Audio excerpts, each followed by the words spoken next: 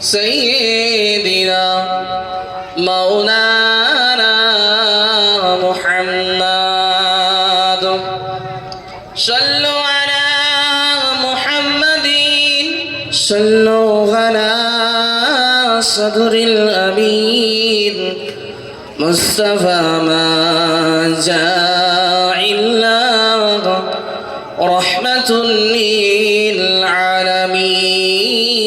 اللهم صل على سيدنا مولانا محمد وعلى آل سيدنا مولانا محمد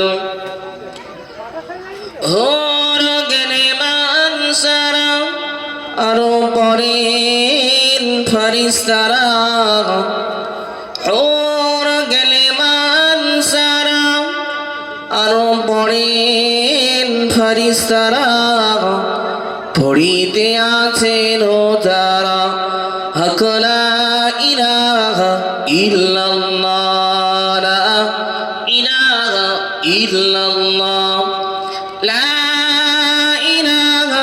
ইল্লাল্লাহ মুহাম্মাদুর রাসূলুল্লাহ আদম নবী শফিউল্লাহ মূসা নবী কালিমুল্লাহ ইব্রাহিম নবী খলিলুল্লাহ ঈসা নবী রূহুল্লাহ আমাদের নবী হাবিবুল্লাহ লা ইলাহা ইল্লাল্লাহ লা ইলাহা ইল্লাল্লাহ লা ইলাহা ইল্লাল্লাহ মুহাম্মাদুর রাসূলুল্লাহ সাল্লাল্লাহু আলাইহি ওয়াসাল্লাম।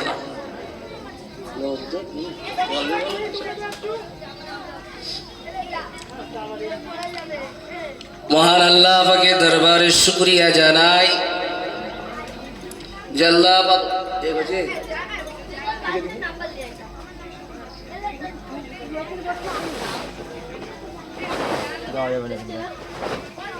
আল্লাহ পাক রব্বুল আলামিন আজকের এই জামাদিউল আউয়াল মাসে ইশার নামাজের পর দুনিয়ার সব রকম খারাপ কাজ, অন্যায় কাজ, বাজে কাজ থেকে যিনি হেফাজত করেছেন, বাঁচিয়েছেন, সেই আল্লাহর দরবারে শুকরিয়া জানাই যিনি আমাকে অফুরন্ত নিয়ামত দিয়েছেন, যিনি আমাকে চলার জন্য দুটো পা দিয়েছেন, যিনি আমাকে কথা বলার জন্য জবান দিয়েছেন, দেখার জন্য চোখ দিয়েছেন, সর্বোপরি আমার শরীরকে সুস্থতা রেখেছেন। তার দরবারে শুকরিয়া স্বরূপ সকলে মিলে বলি আলহামদুলিল্লাহ। তারপরে নবীর প্রতি অসংখ্য দরুদ ও সালাম, আল্লাহ পাকের পরেই যার স্থান সেই নবীর প্রতি অসংখ্য দরুদ ও সালাম জানাই যিনি হলেন আমাদের নেতা, নবীদের নেতা, কিয়ামতের ময়দানে একমাত্র সুপারিশদাতা। সেই নবীর প্রতি অসংখ্য দরুদ ও সালাম প্রেরণ করি, সকলে মিলে বলি সাল্লাল্লাহু আলাইহি ওয়াসাল্লাম। গ্রামবাসীকে বলবো ইশার নামাজ হয়ে গেছে। ইশার নামাজ আমরা যারা আদায় করিনি বলবো সকলকে ইশার নামাজটা আদায় করে নেন। কেননা মাহফিলে যখন আসেননি, এটা আসতে হবে আমি আপনাকে জোরও করতে পারবো না, কিন্তু আপনি ইশার নামাজ আদায় করেননি, এটার জন্য আমি জোর তাগিদ দিতে পারবো যে আপনি নামাজটা আদায় করেন। কেননা এরকম মাহফিলেও যদি আপনি না বসেন, আপনাকে কেউ কৈফিয়াত তলব কেউ জিজ্ঞাসা করবে না। কিন্তু আজকের দিনে যদি এশার নামাজটা আদায় না করেন, আজকের দিন তারিখ হিসেবে নোট করে রাখেন, কিয়ামতের ময়দানে কিন্তু আপনাকে জিজ্ঞাসিত করা হবে এশার নামাজ কেন পড়েননি।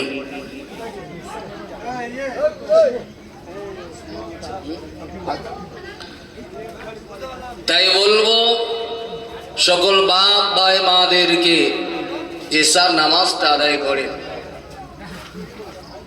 আর এই মাহফিলের পাশে যারা বসেছেন সাউন্ড আসতে করেন, আপনাদের সাউন্ডটা মাইকের সাউন্ডের থেকে বেশি হচ্ছে।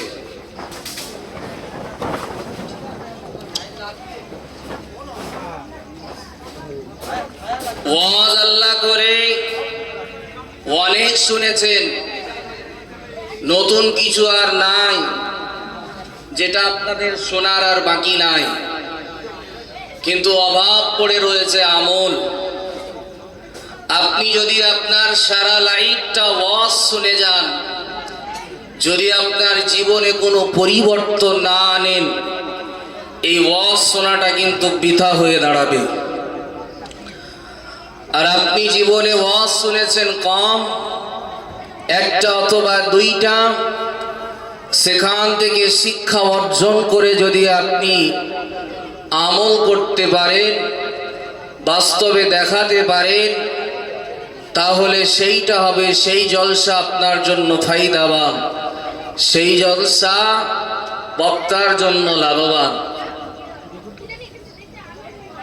তাই এখন বর্তমান দিনে সোশ্যাল নেটওয়ার্ক যে হারে ছড়িয়েছে, আলেমদের থেকে গ্রামের সাধারণ মানুষরা অনেক বেশি জেনে গেছে। আপনি জানুন কোনো সমস্যা নেই, কিন্তু জেনে আপনাকে উভয় আমল করুন, তাহলে হবে ফায়দাবান। শুধু শিক্ষা দিলে হবে না, নিজেকেও সেই শিক্ষায় শিক্ষিত হয়ে বাস্তবায়ন করতে হবে। কোরআন পাকের একটি আয়াত, যে আয়াতটি আমি খুতবার ভিতরে তেলাওয়াত করেছি, وضرب الله مثلا الذين آمنوا امرأة فرعون إذ قالت رب ابن لي عندك بيتا في الجنة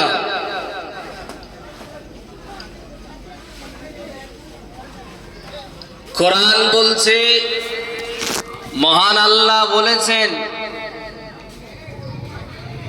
যে আল্লাহকে যারা মেনেছে, ঈমান এনেছে, রসুলকে যারা মেনেছে, ঈমান এনেছে, কিয়ামতকে যারা মেনেছে, এর প্রতি যারা ঈমান এনেছে, ভালো মন্দর প্রতি যারা ঈমান এনেছে, আল্লাহ কোরআনে ডেকে ডেকে বললেন, হে আমার মান্যওয়ালারা, হে আমার অনুসরণকারীরা, হে আমার ফলোয়ারেরা, যদি আমি আল্লাহ আমাকে মানতে হয়, তাহলে ফেরাউনের স্ত্রীর মতো মানো। কোরআন কি বললেন? ওয়াদারাবাল্লাহু মাসালাল্লাযীনা আমানু ইমরান ফিরআউন। আল্লাহ বললেন, যদি আমাকে মানতে হয়, আমাকে অনুসরণ করতে হয়। সানাদ ভাই, এই পিছনে যারা আলোচনা করে এটা বন্ধ করো।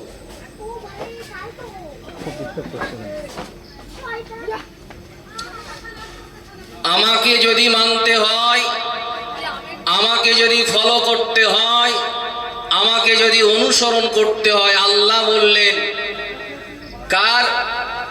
ফেরাউনের স্ত্রী যেভাবে আমাকে মেনেছে, ফেরাউনের স্ত্রী যেভাবে আমাকে ফলো করেছে, ফেরাউনের স্ত্রী যেভাবে আমাকে অনুসরণ করেছে, মুমিন যারা আমাকে ফলো করবে তারা যেন এই ফেরাউনের স্ত্রীর মতোই ফলো করে।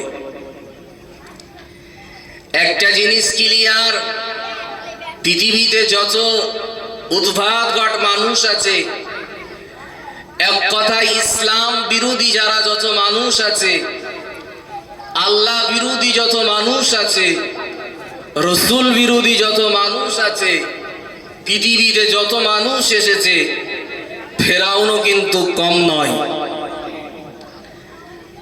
দেখা যায় ফেরাউনই সব থেকে বেশি বিরোধিতা করেছে আল্লাহর সাথে। কেন? ফেরাউন বলেছিল ফাকালা আনা রাব্বুকুমুল আলা, আমিও তোমাদের রব।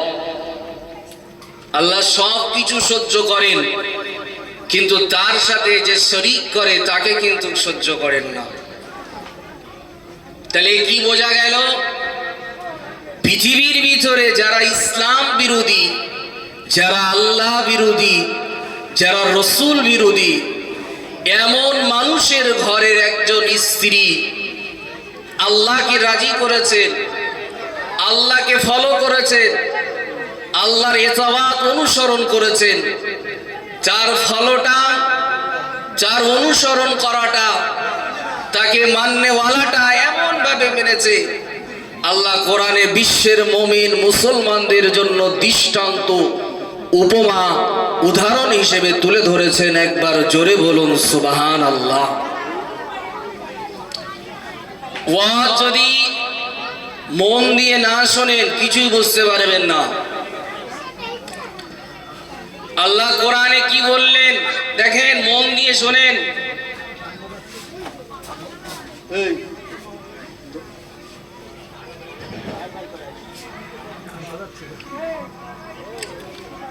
আল্লাহ কি চমৎকার উদাহরণ দিলেন, কত বড় কথা বললেন।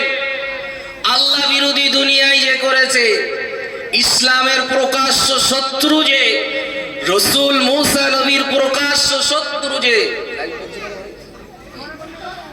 এমন মানুষের ঘরে একজন স্ত্রী, এমন মানুষের স্ত্রী দুনিয়ার জমিন থেকে এত আল্লাহকে অনুসরণ করেছে, এত আল্লাহর মহব্বত করেছে, এতটা আল্লাহর ইবাদত করেছে। আল্লাহ কোরআনের ভিতরে বললেন, হে আমার মাননেওয়ালারা, হে আমার ফলোয়ারেরা, হে আমার অনুসরণকারীরা, যদি আমাকে ফলো করতে হয়, আমাকে অনুসরণ করতে হয়, আমাকে যদি মানতে হয়, কার মতো মানবে? তোমরা চলে যাও ফেরাউনের ঘরে, আমার শত্রু হওয়ার পরেও ওর ঘরে ওর স্ত্রী আসিয়া যেভাবে আমাকে মেনেছে, তোমরাও সেভাবে মানো। কিভাবে মেনেছেন? এতটা ফলো করেছে, এতটা আল্লাহকে সন্তুষ্ট করেছে।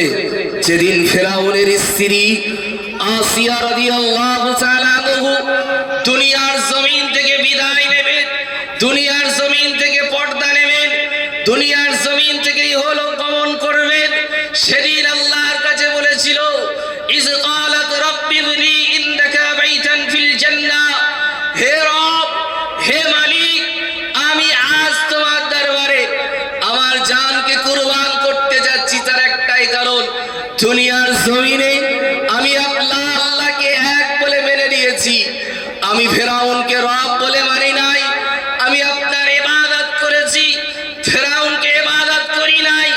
আজ এর কারণেই মুসা নবীর প্রতি ঈমান এনেছি, এর জন্য আজ আমার জানটা আপনার দরবারে কুরবান করতে চলেছি। আল্লাহর নবীর স্ত্রী ফেরাউনের স্ত্রী মা আসিয়া রাদিয়াল্লাহু তাআলা তিনি বলেছিলেন, ইয ক্বালাত রাব্বি ইবনি ইনদাকা বাইতান ফিল জান্নাহ, আল্লাহ তোমার সন্নিধানে, তোমার নিকটে জান্নাতে আমার জন্য একটা ঘর করে দিও। ফেরাউনের স্ত্রী ইসলামের প্রকাশ্য শত্রু হওয়ার পরেও তার স্ত্রী আল্লাহকে এতটা সন্তুষ্ট করেছিল, দুনিয়ার জমিন থেকে মা আসিয়া দোয়া করেছিল, আল্লাহ তোমার সন্নিধানে, তোমার নিকটে, এবং শুধু নিকট নয় জান্নাতে আমার একটা ঘর করে দিও। যেদিন দুনিয়া থেকে বিদায় নেবেন, সে সময় মা আসিয়াকে বলেছিল, চোখটা খোলো।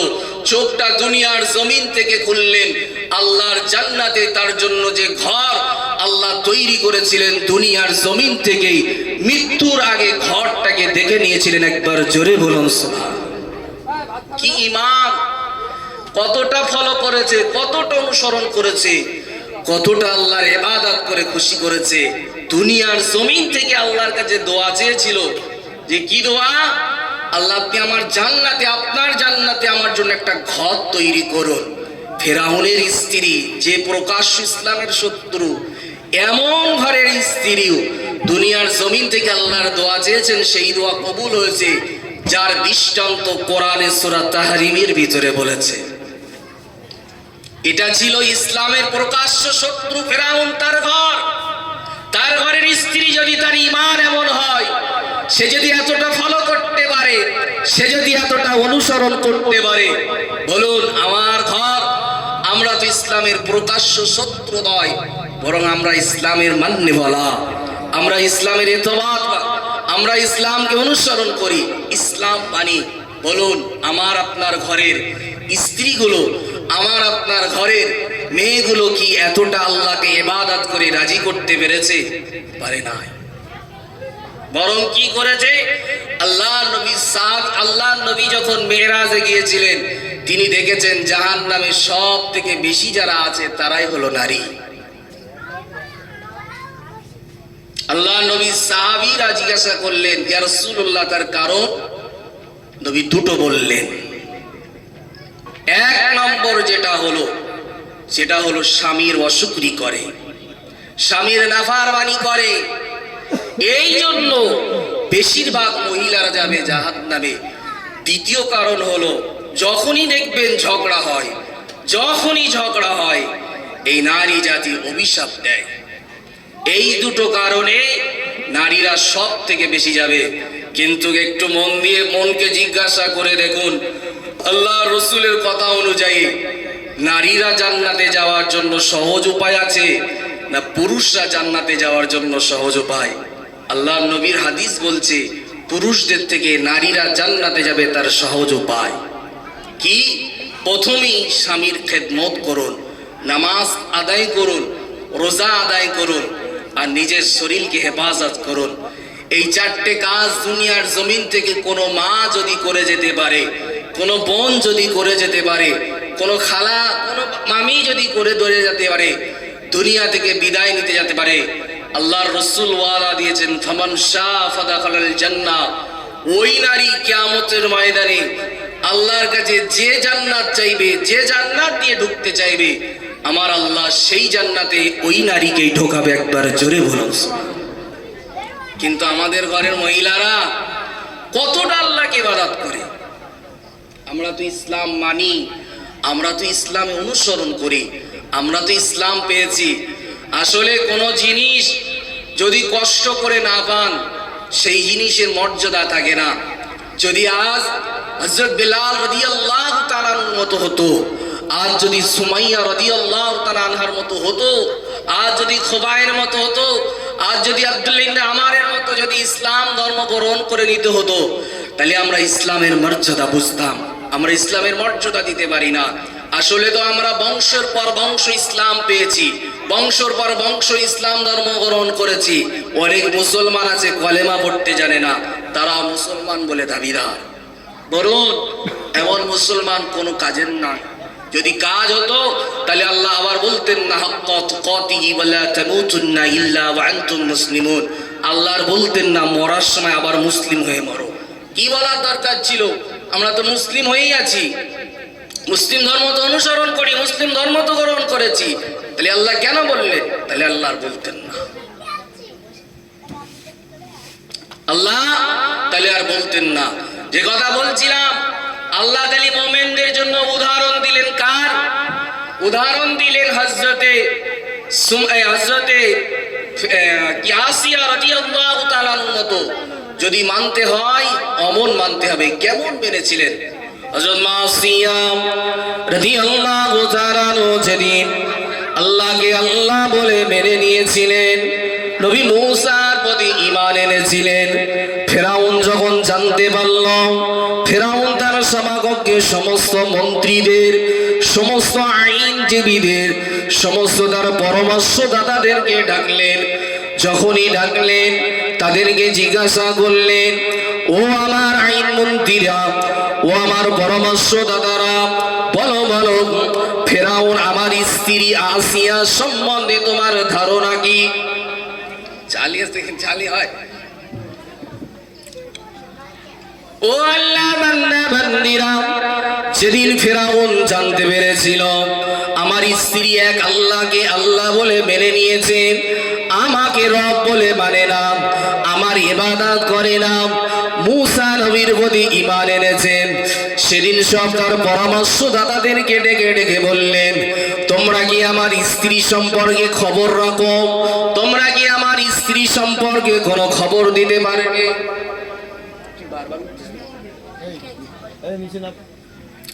ও আল্লাহ বান্দা বান্দিরা, সেদিন পরামর্শদাতারা বলেছিলেন, আইনজীবীরা বলেছিলেন, আইন মন্ত্রীরা বলেছিলেন, আপনার স্ত্রী তো একজন ভালো লোক। সেদিন ফেরাউন বলেছিল, না না না, তোমরা জানো না, কেননা সে আমাকে রব বলে মানে না, সে আমাকে তো ইবাদত করে না, সে তো এক আল্লাহকে ইবাদত করে, সে তো এক আল্লাহকে আল্লাহ বলে মেনে নিয়েছে। ও আল্লাহ বান্দা বান্দিরা, ফেরাউন সেদিন পরামর্শদাতাদেরকে বললেন, তোমরা আমার স্ত্রীকে মেরে দাও, তোমরা আমার স্ত্রীকে হত্যা করে ফেলো। এ আমার পরামর্শদাতারা, যাও যাও যাও, আমার এই রাজ্যে সব থেকে বড় যে পাথরটা আছে ওই পাথরটাকে আনো, এনে ওই পাথরটাকে দিয়ে আমার স্ত্রী আসিয়ার উপরে ফেলে দাও। আসিয়ার দিয়ে যখন এক আল্লাহকে আল্লাহ বলে মেনে নিয়েছেন, নবী মূসার প্রতি ঈমান এনেছে, তখন ফেরাউনের পরামর্শদাতারা মা আসিয়াকে ধরলেন, দুই হাতে পেরেক কেটে দিলেন, দুই পায়ে পেরেক কেটে দিলেন, আর বলতে বলা হলো, ও আসিয়া আজ থেকে ভুলে যাও, এক আল্লাহকে ইবাদত করো না, আজ থেকে তোমার প্রভু হলো, রব হলো অন্য কেউ নাই ফেরাউন।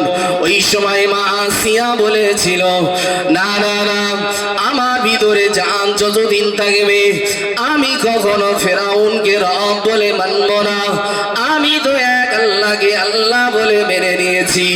যখনই এই আইনদাতাদের উত্তর এই দিলেন, পরামর্শদাতারা সবাই ফেরাউনকে বলল, আপনার স্ত্রীকে আপনাকে রব বলতে বাধ্য করলাম, কিন্তু তিনি তো মেনে নিলেন না, তিনি তো এক আল্লাহর প্রতি অটল রইলেন।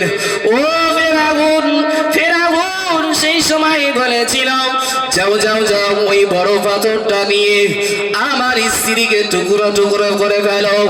ওই বড় পাথরটাকে যখন ওপরে তুলে দেওয়া হলো, ফেরাউনের স্ত্রীকে মেরে ফেলে দেওয়া হবে, ঠিক সেই সময় মা আসিয়া দোয়া করেছিলেন, ইয ক্বালাত রাব্বি ইবনি ইনদাকা বাইতান ফিল জান্নাহ, ও রব্বুল আলামিন, আপনি আপনার সন্নিধানে আমার জন্য জান্নাতে একটি ঘর তৈরি করুন।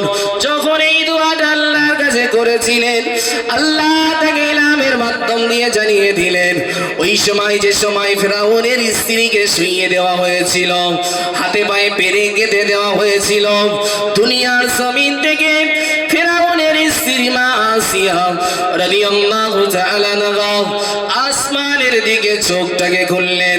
যখনই চোখটাকে খুললেন, আল্লাহর সন্নিধানে জান্নাতে তার জন্য যে ঘরটা তৈরি করা হয়েছিল, ওই ঘরটা দুনিয়ার জমিন থেকে দেখে নিয়েছিল। যখন দেখে নিলেন, সঙ্গে সঙ্গে মৃত্যুবরণ করলেন। তারপরে ফেরাউনের সৈন্যরা ওই পাথরটা ফেরাউনের স্ত্রীর উপরে ফেলে দিলেন, তাকে হত্যা করে ফেললেন।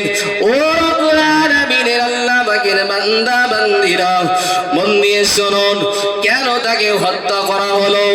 শুধুমাত্র একটাই কারণ, এক আল্লাহকে আল্লাহ বলে মেনে নিয়েছে, নবী মূসার প্রতি ঈমান এনেছে, এক আল্লাহকে এতটাই মেনেছে, এতটা অনুসরণ করেছে, এতটাই ইতাআত করেছে, এতটাই ফলো করেছে যে জান দিয়ে দিয়েছে, তথাপি কখনো ফেরাউনকে রব বলে মানে নাই।